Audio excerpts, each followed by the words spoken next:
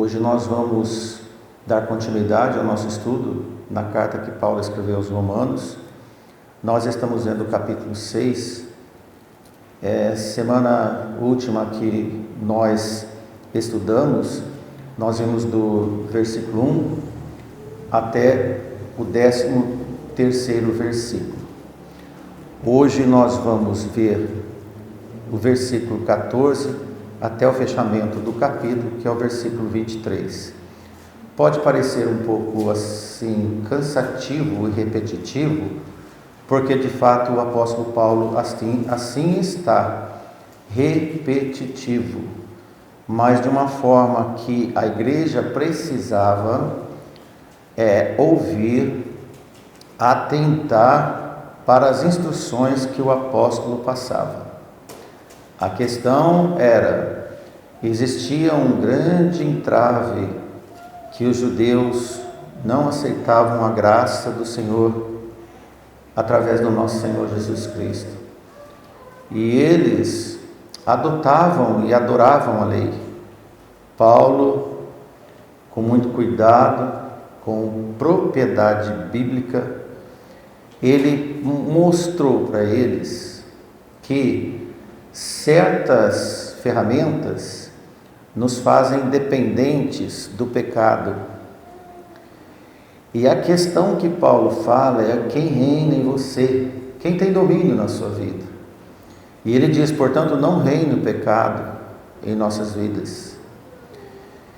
E ele apresenta a graça, de forma que eles tiveram uma oportunidade de acusação e dizer, se a lei não serve mais, então nós podemos pecar, porque onde não tem lei, nós não temos desconfiança dos nossos pecados e nem uma claridade sobre ele, porque a graça, ela salva.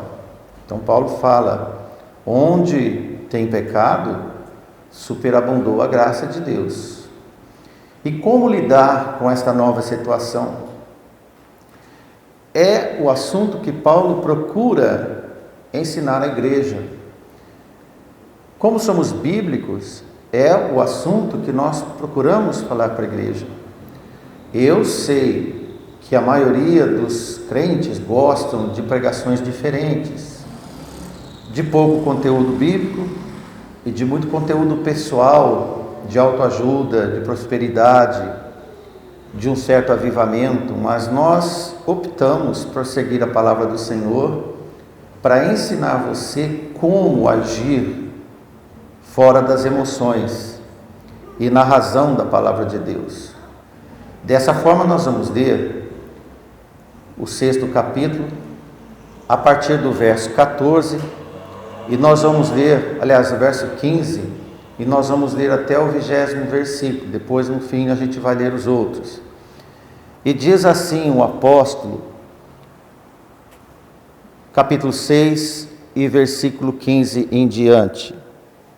Pois que pecaremos porque não estamos debaixo da lei, mas debaixo da graça? De modo nenhum, responde o apóstolo. Não sabeis vós que a quem vos apresentardes por servos para lhe obedecer, sois servos daquele a quem obedeceis, ou do pecado para a morte, ou da obediência para a justiça? Mas graças a Deus que, tendo sido servos do pecado, obedecestes de coração a forma de doutrina a que fostes entregues, e libertos ou libertados do pecado, fostes feitos servos da justiça. Falo como a homens, pela fraqueza da vossa carne. Pois que, assim como apresentastes os vossos membros para servirem à imundícia e à maldade, para os vossos membros, para servirem à justiça para a santificação, a maldade para a maldade, assim apresentai agora os vossos membros para servirem à justiça para a santificação. Amém? Que o Senhor nos ajude, vamos orar. Amado Deus, queremos nesse momento que o Senhor nos faça capaz, segundo a graça do nosso Senhor Jesus Cristo, para poder falar a sua santa palavra, o seu santo nome, em concordância com as orações dos irmãos Renan, irmão Osmar, que solicitaram a Ti nas suas orações que o pregador falasse apenas segundo a sua vontade. Torno aqui te pedir, em nome dos irmãos também e da igreja, que o Senhor nos consagre para poder falar somente da sua vontade. Em nome de Jesus te agradecemos. Amém. Mais uma vez, graças a Deus por nos dar a oportunidade de falar da palavra do Senhor. Para quem acompanha e é detalhista, cabe aqui comentar o versículo 15 que nós lemos, ele faz paralelo com o versículo 1, onde Paulo pergunta praticamente o mesmo questionamento. Versículo 1 ele diz: que diremos, pois? Permaneceremos no pecado para que a graça abunde? Ou, de uma forma menos formal, e daí? Será proveitoso uma vida em pecadinhos porque não estamos debaixo da lente da lei? E sim tolerante da graça? Vamos fazer essa opção ridícula? E ele diz: não façam isso, de modo nenhum. No versículo 15, onde nós acabamos de ler, ele diz aqui: pois que, isso aí daí?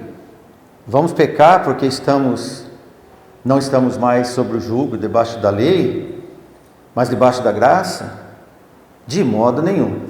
Por isso que você pegar o versículo 1 e o início do versículo 2 com o versículo 15, Paulo começa com um questionamento absurdo, para provar que a absurdez deles era totalmente fora do agrado de Deus. Isso não era proveitoso. Então, esses dois versículos, eles provocam para alertar que a ambientação do pecado na vida do crente não vai ser nada bom. Quando a gente diz costume de pecar, ambientação de pecado, trata-se principalmente de sutilezas das nossas vidas. Por exemplo, mentirinhas, cobiçadinhas, algumas fofoquinhas que faz rir, algumas gulinhas, come demais, algumas soberbinhas, invejinhas sociais e alguns murmurinhos básicos. E a gente acostuma levar a vida desta forma, como se depois a graça do Senhor colocasse um tapete sobre e as coisas ficassem normatizadas e normalizadas. De todo modo, o apóstolo faz dessa questão uma resposta indignada. De modo nenhum podemos tolerar essa ambientação. Devemos ser sensíveis, consciências apuradas, vigilantes, diligentes na palavra do Senhor. Entretanto, embora o apóstolo desenvolva o mesmo argumento nos textos seguidos, isto é, ele diz que a liberdade para pecar é incompatível com a nossa realidade de filhos de Deus. No primeiro texto, ele escreve o fato de termos união com Cristo. E no segundo texto, que é do versículo 15 ao 23, ele invoca a sujeição a Cristo. Então, o questionamento ele só é de alguma alteração em relação à união e à sujeição ao nosso Senhor Jesus Cristo. Desta forma, Paulo continua da mesma maneira que terminou o assunto anterior. Unidos e sujeitos a Cristo, na graça de Deus, será uma glória a Deus, partindo de cada um daqueles que servem ao Senhor, a liberdade de culto sem a presença de pecados contínuos. E Paulo, ele queria, na igreja, ter a certeza que não havia um entendimento oportunista a respeito da natureza da graça. Em 1 Coríntios 6,12, é bom a gente lembrar que o apóstolo Paulo toma de uma frase uma questão interessante para nós, onde ele diz que todas as coisas me são lícitas, mas nem todas as coisas me convêm. E ele continua dizendo que todas as coisas me são lícitas, mas eu não me deixo dominar por nenhuma delas. Veja que a questão é de domínio, de vontade e de reinado. E nossas vidas devem estar pautadas nesta obediência singela a Deus. Porque quando nós observamos a bondade de Deus, sem o rigor da lei, não poderia ser uma oportunidade para fazer qualquer coisa que ainda possa querer brotar em nós na fraqueza da nossa carne. Embora ainda que a palavra seja repetitiva nesse assunto, no versículo 20 do capítulo 5, Paulo diz, capítulo 5, versículo 20, onde o pecado proliferou, isso teve de sobra, abundou, a graça superabundou, quer dizer, foi muito mais abundante a graça de Deus. Podemos dizer para você, meu irmão, que está prestando atenção e quer aprender da palavra e da vontade de Deus, que a graça de Deus é a única oportunidade de vivermos na maneira que Deus quer que vivamos. Não tem outra forma, seja por lei, seja por sacrifícios, seja por alguma devoção, porque a graça de Deus, através do nosso Senhor Jesus Cristo, é a única forma comportamental que temos para viver. Parecia que Paulo retirava a lei deles para dar liberdade ao fazerem o que eles quiserem. Por isso que Paulo diz 2 vezes, de modo nenhum. Estar debaixo da graça e no poder de Cristo nos dá a liberdade de não vivermos dependentes do pecado. Qualquer atitude fora da graça vai voltar à condição de escravidão do próprio pecado.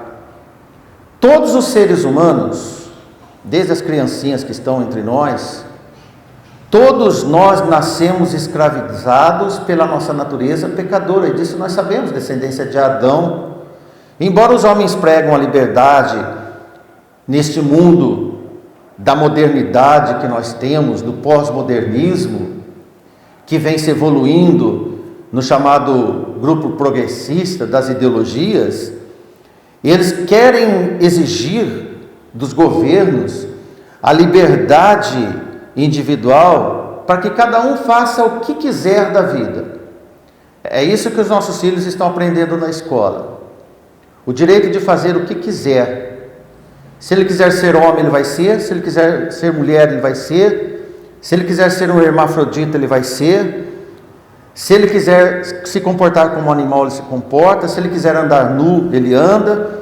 Se ele quiser sair gritando e xingando todos, então estão apelando para que os homens vivam nesta suposta liberdade sem lei, sem ninguém para dizer não para eles. Então as mulheres estão numa luta constante, desde o chamado feminismo, para que elas saiam do jugo masculino, é isso que falam, né? Os jovens querem se libertar dos pais e da família, e para cada um fazer o que bem entende. E esta metodologia de Satanás tem tomado corpo no nosso meio. Vários irmãos já têm problemas com seus filhos e seus netos, porque esse raciocínio já está na formação deles. E o preço vai ser caro. Logo, logo, as igrejas verdadeiras serão perseguidas. Está criando grupos de pessoas anticristãs, né, a chamada cristofobia, porque eles acham que o mal de tudo é a Bíblia e o cristianismo. Então cada um vai querer se vestir ou ficar nu, vir e ir comer e deixar de comer, a hora que quiser, do jeito que quiser. Agora, quando você raciocinar sobre essa questão, isto sim é dependência.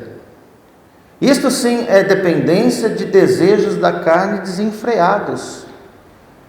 Enquanto as pessoas acham que estão independentes, elas estão sob julgo. Estão sob julgo e caminhando como animais para o matadouro. Tornam-se indivíduos insensíveis, irreconciliáveis, imundos e maliciosos, sem Deus, sem respeito. Todas as palavras que eu estou te falando estão em 2 Timóteo capítulo 3, quando Paulo diz que nos últimos tempos haverá tempos difíceis. Então realmente a lei vai se acabar, mas não vai ter a graça de Deus sobre os homens. Então Paulo escreve em Romanos, capítulo 1, versículo 21, quando nós lemos: portanto, tendo conhecido a Deus, não glorificaram como Deus, nem lhe deram graças, antes nos seus discursos se desvaneceram, o seu coração insensato se obscureceu. Isto é, escambou, para que a própria natureza, a concupiscência evoluísse para a pior desgraça possível da humanidade. E Paulo, ele se coloca como homem natural para poder explicar aos irmãos que não há como dominar os instintos da carne se não houver a presença de Deus. Interessante, irmãos, não por força de lei, mas por obediência. Veja que no versículo 19, onde nós lemos, Paulo diz: falo como homem pela fraqueza da vossa carne, pois que assim como apresentastes os vossos membros para servir à imundícia e à maldade para a maldade, assim apresentai agora os vossos membros para servir à justiça e à santificação. Qual é o problema? Mude o comportamento, pare de fazer as imundícias e agora venha a justiça e a separação, a santificação. Viva para o Senhor, apresente-se para o Senhor. E veja que não tem lei, mas tem vontade, tem entrega, tem renúncia. Eu quero servir ao Senhor. Não é uma lei que me implica, é a graça que faz força em mim para poder servir ao Senhor. Amém, irmãos? Por exemplo, conteúdo da graça: quando você se compromete a obedecer, você vai ser servo do seu comprometimento, da sua vontade de querer acertar, da sua vontade de querer obedecer. Então, desta forma, quando o pecado passa ao contrário e o pecado é o senhor da vida, fará também o que determina com final de morte, sem o seu querer, mas por escravidão. A diferença da graça e da lei é que a lei te obriga. A graça você faz por obediência. Então é melhor obedecer do que você ser sacrificado pelo uso da lei. Quando se escolhe servir a Deus que nos criou, tornamos submissos à obediência que nós queremos ter. E na graça vamos receber a aprovação de Deus. Isto é suficiente, agradar a Deus. Como está escrito no verso 16: sois servos daquele a quem vós obedeceis. Veja o versículo 16: ou do pecado para a morte, ou da obediência para a justiça. Amém? De quem você está disposto? O que está atuando na sua vida hoje? É bom você saber e confessar a si mesmo nesse momento. Quem quer justiça, conheça e obedeça a verdade que liberta. João 8,32, que agora é um versículo conhecido, mas ele é muito antes do nosso presidente: conheceis a verdade e a verdade vos libertará. Enquanto a verdade na graça de Deus te liberta, que é o nosso Senhor Jesus Cristo, A lei, ela te manda aprender, ela te julga e não perdoa. Então, você, quando obedece ao Senhor, está liberto e livre para ser de Deus. Só existem duas escolhas, não existe outra, não existe uma terceira via, e não há meio termo. No meio termo, supostamente, esses pecadinhos entram como se houvesse, mas na verdade não é. Então disse Jesus em Mateus 6:24, outro versículo bem conhecido. Jesus disse: ninguém pode servir a dois senhores. Ninguém. Se ninguém pode servir a dois senhores, não há meio termo. Porque há de odiar um e amar o outro, ou se dedicará a um e desprezará outro. É muito simples, meu irmão, minha irmã, você que está nos ouvindo. A questão para você responder é a quem e o que você se dedica na vida. Qual é a causa?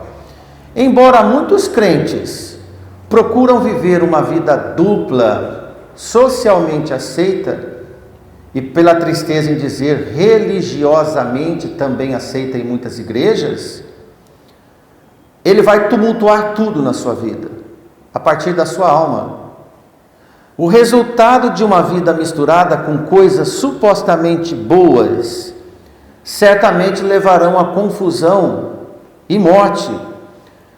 Todos os perturbados e sem fé, de vida embaraçosa, estão vivendo no tumulto de um furacão por não saberem o que deveriam fazer e não fazem. E outros sabem o que deveriam fazer e não fazem. Nesta igreja, por exemplo, quando eu olho para vocês, conheço a maioria, eu creio que nessa igreja todos sabem o que deve se fazer. A questão é obedecer, tomar decisão na vida. E cada um de nós devemos tomar decisão, porque se nós sabemos o que devemos fazer e não praticamos o que devemos fazer, nós vamos estar embaraçados. E Jesus disse: não tem como fazer isso. É um engano. Por exemplo, meus irmãos,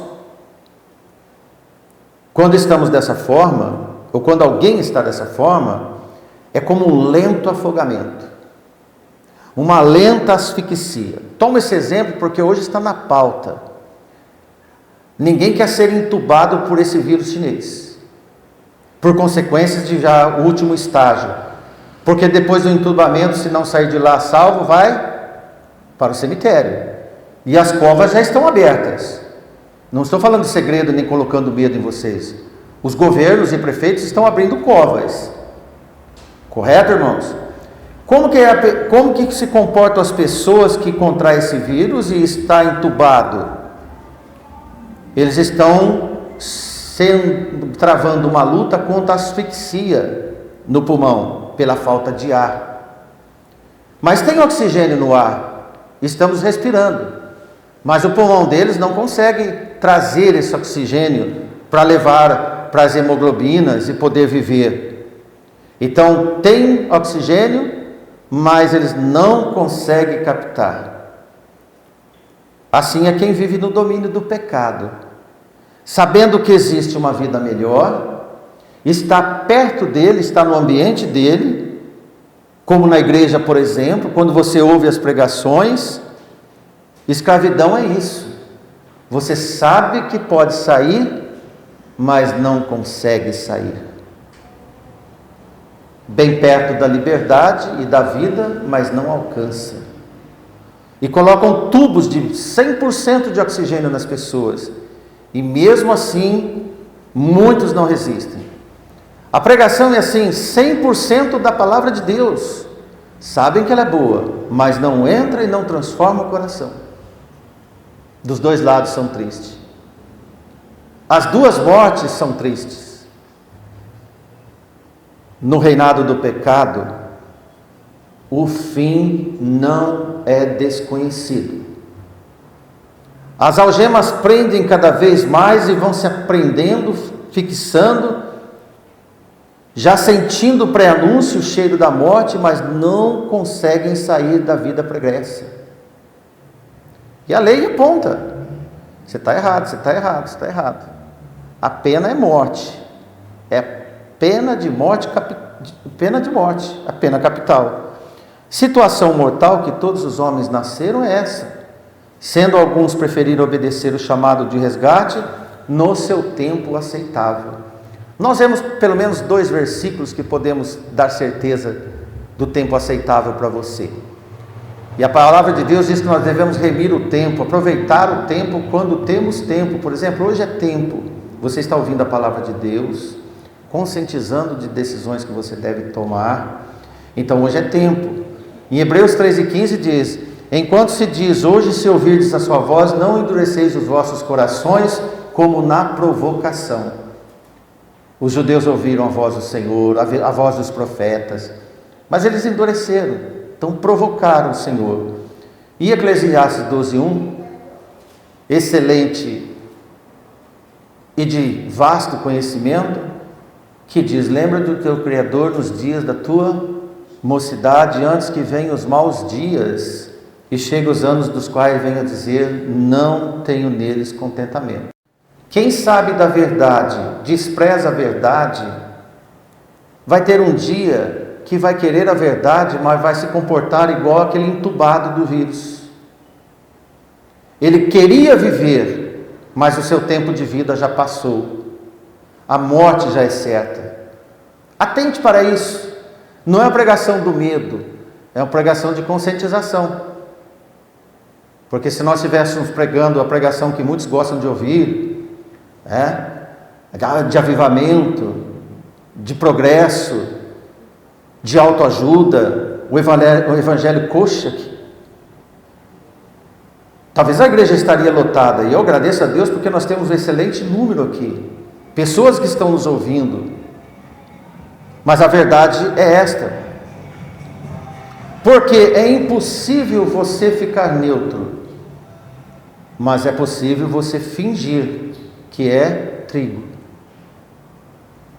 É impossível ser neutro quando você ouve a palavra de Deus, mas é possível fingir que é trigo.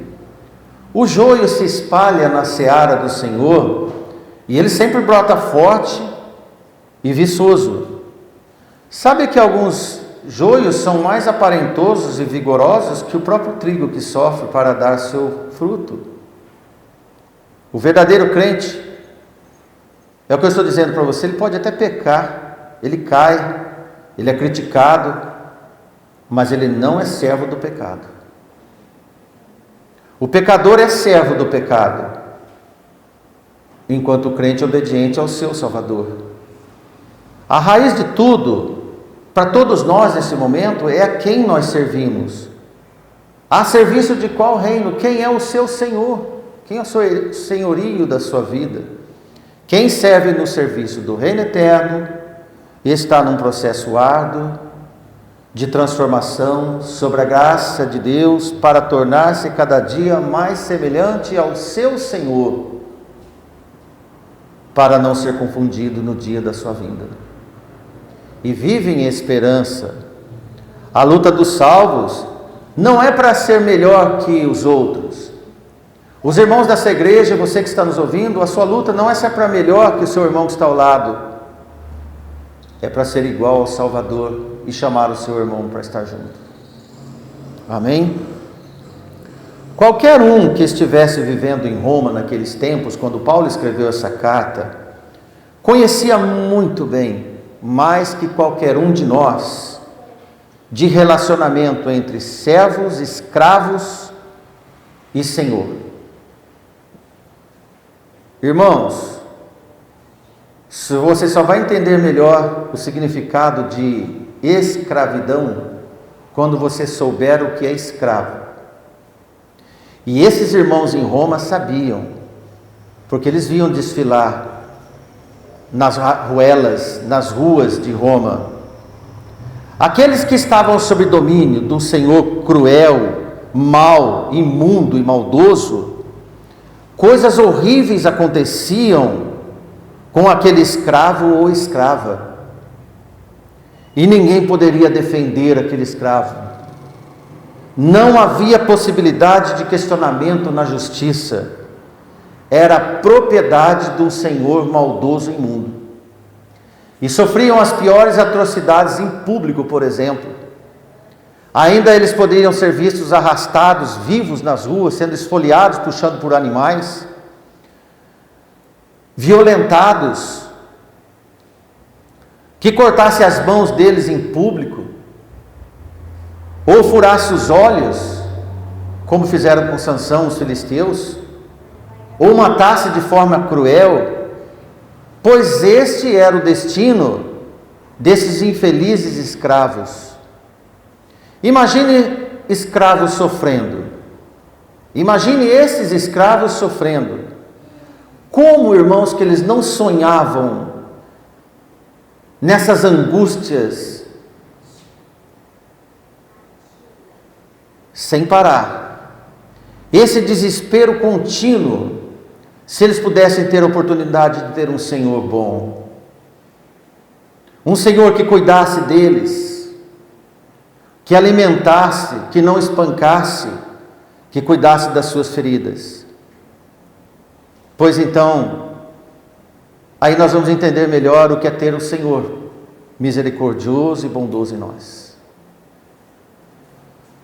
Você sabia que existem milhares de seres humanos, pessoas igual nós, no dia de hoje, que vivem agonizando nas mais imundas situações em países talvez não distantes de nós, passando fome, frio, espancados, violentados, vendidos, seus órgãos sendo extraídos para vender no mercado, no submundo, seus olhos sendo extraídos para ficar cego, para vender a retina para outro, seu coração sendo arrancado. É claro, quando você vai assistir novelas e as notícias de hoje, você não vai ver esta realidade do mundo de hoje.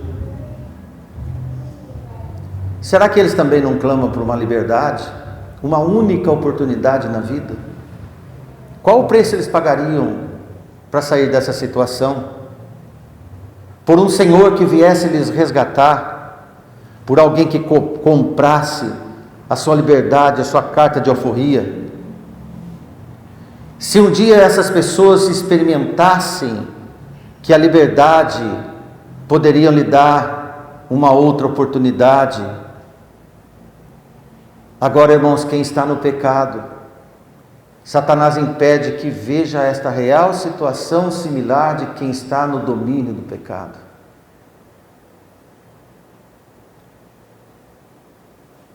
A nova vida em liberdade deve dar a nós gratidão, alegria constante, agradecimento contínuo, louvor a Deus, honra e glória ao nosso libertador. Não podemos deixar de agradecer a Deus pelo que Ele tem nos feito. E nunca mais querer voltar para o ambiente de agonia, de imundícia antiga, sentir-se envergonhado pelo pecado. Esta é a graça que Paulo pregava. Porque quem conhece o Senhor e vive no Senhor, para que querer voltar à vida antiga? Porque qualquer crente que conhece o Senhor convertido vai querer voltar à vida antiga. Agora na graça, na proteção de Deus, nos cuidados de Deus, na ajuda de Deus. Então esta graça que Paulo pregava para eles. Para que lei, se nós temos um Senhor que nos protege? Para que lei, se nós temos um Senhor que olha por nós e cuida de nós? Então no versículo 21, Paulo escreve, vamos ler novamente, que o fruto, e que fruto tinhas então das coisas que agora vos envergonhais? Porque o fim delas é a morte, mas agora libertados do pecado e feitos servos de Deus, tende o vosso fruto para a santificação e por fim a vida eterna. Hoje nós estamos no processo de santificação e por fim entraremos na vida eterna. Porque o salário do pecado é a morte, mas o dom gratuito de Deus é a vida eterna, por Cristo Jesus nosso Senhor. Amém, irmãos? Com os benefícios que agora temos, nunca antes conhecidos, libertados do antigo malfeitor, Agora a fé deve nos tornar firmes para não desgarrarmos do novo e bom Senhor. E Ele é tão bom que também queremos ser bons como Ele foi. Por isso que os servos de Deus devem ser bons, devem amar o próximo, e enojados do ódio da vida passada, e que nem venham na memória as coisas que para trás ficaram, porque se Ele é santo, queremos ser santificados. Amém? Dessa forma, nunca passará pela cabeça dos salvos, resgatados, qualquer processo de rebelião, de murmuração, insatisfação ou questionamento. Como é triste você ouvir crentes questionando, crentes questionadores. Isso é um mau sinal, chama-se descontentamento. Quando nós lembramos do preço que foi pago por estarmos na graça, e a vida eterna que Ele nos deu, e a vitória sobre a morte e a ressurreição que nós aguardamos. Se alguém vier te convidar para dar uma olhada na janela do pecado, das coisas passadas, logo o temor bate bem forte. Assim, irmãos, na graça o pecado não reina, não tem domínio, pois o Senhor é outro, pois o Senhor é bom. Que bom que o Senhor é bom para nós. Amém? Que Deus te abençoe. Pense e tome decisão. É o que precisamos fazer. Até o dia que Jesus voltar.